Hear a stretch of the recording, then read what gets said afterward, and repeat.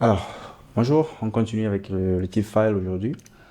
Voilà, c'est la même chose, hein, on utilise un objet comme on utilisé la dernière fois, on lui dit qu'on veut des photos et on dit que le type de l'input c'est file. Un petit description plutôt pour récupérer les photos. La fonction submit qui est toujours pareil, qui va jamais changer. Notre input ici qui est le type file avec on change qui est photo on change. Voilà. Donc ça nous donne ça et on dit qu'on veut prendre des fichiers, là on prend et quand on fait le submit, on a notre photo ici. Donc, si je passe, c'est que les données qu'on reçoit automatiquement, lorsqu'on fait .getValues ici, on a le file ici. On a un tableau dans lequel il y a le file. Donc, ce file, c'est l'objet original, au fait, que l'utilisateur a uploadé. Et en plus de cela, on a une propriété file update ici. On va tout de suite voir à quoi elle sert. Et on a une propriété getInFile ici. On va voir aussi à quoi elle sert. On a une propriété onLoad aussi. On verra aussi à quoi elle sert. Et une fonction onLoad plutôt. Et on a une URL ici qui nous permet juste de prévisualiser le fichier, donc en quelque sorte d'afficher un preview à l'utilisateur.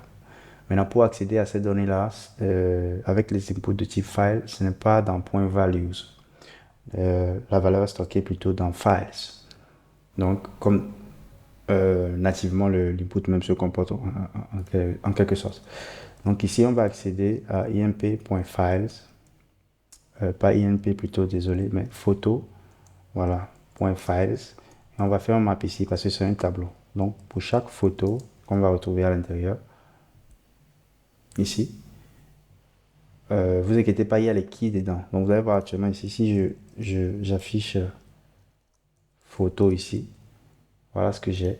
J'ai un file ici qui est euh, vide en quelque sorte.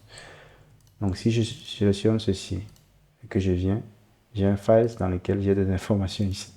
Donc, j'ai le file et j'ai même un key ici pour faire le map. Et certaines méthodes aussi, comme le self-remove, le self-update. On va voir tout ça tout de suite. Donc, on a la photo. Ici, on sait maintenant que nos informations nos informations de la photo sont dans Files, ici, donc photo.files. En photo.files, on fait un map, on a toutes nos photos et on va afficher un petit preview pour les utilisateurs. Donc, pour le moment, on va retourner juste une balise img ici, qui va avoir pour source p.url, voilà. Et le alt, ça va être p.file.name. D'habitude. Bien sûr, pour que React ne se plaigne pas, on va mettre p.key. Voilà. Donc avec ça, si j'upload un nouveau fichier, voilà ce que j'ai. Oh bon. On va mettre une hauteur ici. Mettons 100 et un width de 100 aussi. Je ne suis pas sûr que le width de 100 va nous arranger. Mettons un width de 60. Voilà. Donc j'upload cette photo. Voilà ce que j'ai ici. Donc voilà le preview qui est à côté ici pour moi. Donc quand je fais submit, j'ai mes données qui correspondent exactement à ce preview là. Donc c'est comme ça que vous pouvez afficher les previews aux utilisateurs dès que vous uploadez des fichiers sans vraiment aucun effort en quelque sorte. Voilà. Maintenant, supposons que ce n'est pas un seul fichier que vous uploadez plusieurs fichiers. Donc on va aussi donner la propriété ici, multiple ici, pour dire au système que hey, tu t'attends à recevoir plusieurs fichiers en fait. Voilà. Donc de ce fait, on peut déjà mettre au niveau de l'input ici, multiple, va être égal photo, point, multiple aussi. Voilà. Donc, tout est bon, tout le monde est content, tout le monde sait que on peut prendre plusieurs choses. Donc ici, je prends trois photos et j'ai mes trois photos qui s'alignent ici. Donc quand je fais le submit, j'ai aussi mes trois données ici. Donc c'est aussi simple que ça. Voilà. Maintenant, supposons qu'on va permettre à l'utilisateur de pouvoir supprimer l'une des photos qu'il a uploadées ou peut-être modifier des informations sur les photos. Peut-être vous allez charger cette photo dans un Canva, vous allez lui permettre peut-être de cropper ou soit de modifier le filtre, bref, de faire tout ce que vous voulez. Voilà. Donc pour ce faire, on ne va pas faire ça, c'est pas le but du cours ici. Donc on va juste utiliser plutôt un div à la place de l'image même parce que nous avons besoin de plus d'informations, d'afficher plus d'informations. Donc en plus du div, on se met ici avec la clé, le width, le blur et tout ce qui suit. Tout ça, ça reste intact.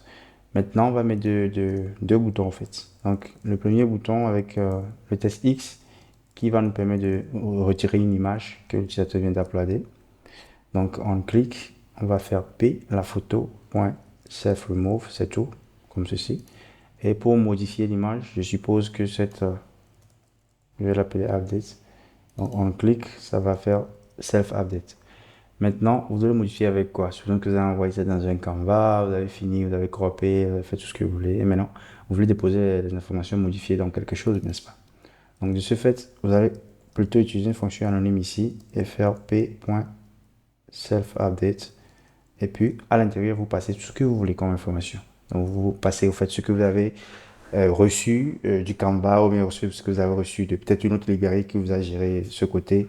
L'information qui est prête, qui est modifiée par l'utilisateur et que vous voulez sauvegarder dans la base de données, vous la déposez dans votre input à travers cette méthode ici. Donc le P, c'est pour chaque photo. Donc chaque photo peut se mettre à jour au fait. Donc grâce à cette méthode-là. Donc ici, on va mettre juste une valeur test ici pour que vous puissiez voir comment ça fonctionne. Voilà. Donc on va mettre test plus plus P, juste pour différencier un peu les choses, p.file.name, voilà. Soit on met update et c'est bon. Donc comme ça, c'est bon ici. Si je fais ici, je prends mes trois photos, toujours d'app, j'ai un bouton ici pour supprimer, un bouton pour mettre à jour. Donc si je supprime celle-ci, vous allez voir que ça part automatiquement. Si je supprime ceci, ça part aussi. Si je supprime ça, tout part. C'est comme ça et j'ai plus rien bien sûr dedans. Donc je ramène mes photos ici. Voilà. Je ramène mes photos et je désire mettre à jour maintenant peut-être une photo. Donc peut-être que c'est celle-ci que j'ai mis dans un Canva et j'ai fini tout et quand j'ai fini, bon, je clique sur le bouton update pour mettre à jour. Voilà. Maintenant, quand je vais vouloir occuper mes données, vous allez voir que spécialement pour la première photo, je n'aurai rien dans le update. Pour la deuxième photo, puisque c'est celle que j'ai modifiée, vous allez voir que dans le file update, je vais avoir ce qu'on a prévu au fait. Donc, je vais avoir update plus le nom de la photo, puis c'est ce que nous avons dit qu'on va mettre ici. Update plus p.filename. Donc ça pouvait être un blob, ça pouvait être du bas en 4, ça pouvait être absolument tout ce que vous voulez. Ça sera stocké ici. Ça peut mettre un objet, tout ce que vous voulez. Ça sera stocké ici pour vous. Comme ça, lorsque vous faites votre get value, vous avez votre information dans file update et puis vous êtes bon pour pouvoir voilà, envoyer ça au serveur. Si vous n'avez pas besoin de faire de modification, c'est pas grave. Vous envoyez juste le file au serveur et puis c'est bon. S'il vous faut du bas en 4, vous pouvez vous-même créer une petite fonction pour transformer ça en bas en 4 et faire ce que bon vous semble. Maintenant, étant donné que l'URL que vous prévisualisez ici, c'est du object URL, c'est quelque chose qui a été créé avec url.create URL. Donc, vous devez vous assurer de révoquer, vous faites cette URL là. C'est pour ça qu'il y a la fonction onload ici. Donc, onload, vous faites juste p.onload, c'est tout. Et la librairie même se charge le fait de révoquer l'URL une fois que l'image a été chargée correctement. Donc, c'est tout pour le côté files. Rien d'extraordinaire, juste aussi simple que ça, mais il faut savoir que les valeurs de file ne se situent pas ici, et dans values, mais plutôt dans files. C'est comme ça. Mais lorsque vous faites votre get value, vous aurez le nom photo, puisque c'est photo que vous avez voulu, et dedans, vous aurez dans le tableau ici, vous aurez tout, tous vos fichiers, et vous pouvez bien sûr les utiliser comme bon vous semble. Voilà. Ok, c'est tout pour le côté files. Je pense qu'on a couvert le nécessaire, sauf si quelque chose me revient, on en reparlera.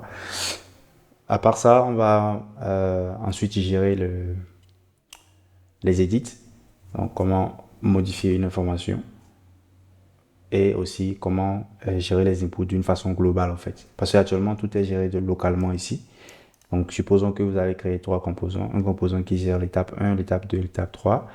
Et maintenant, lorsqu'on va faire suivant, on passe à l'étape 2, on fait suivant, on passe à l'étape 3. Et maintenant, une fois qu'on est à la dernière étape, il faut bien pouvoir occuper toutes les valeurs. Donc, généralement, ce qui se fait, les gens utilisent des combinaisons avec Redux, avec plein d'autres choses pour faire ce petit tour de passe-passe. Mais ici, on n'en aura vraiment pas besoin parce que la librairie va nous permettre facilement de gérer tout cet aspect.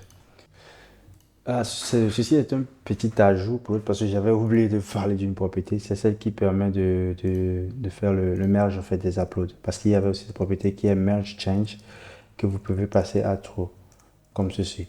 Donc, quel est son rôle? Parce que par défaut, lorsque vous uploadez des fichiers avec le type files, comme ceci. Lorsque vous faites ça et vous prenez ces deux photos comme ceci, lorsque vous allez sélectionner d'autres fichiers, ça va écraser, au fait, ça va remplacer ce qu'il avait uploadé avant. Donc, au cas où ce n'est pas le comportement souhaité, vous pouvez utiliser la propriété merge changes ici à true. Comme ça, lorsque vous sélectionnez les premières photos et qu'il sélectionne encore d'autres photos, ça va plutôt ajouter ces photos-là, comme vous pouvez le voir, au lieu de les écraser. Donc voilà, c'était un petit ajout pour le côté files aussi. Ok.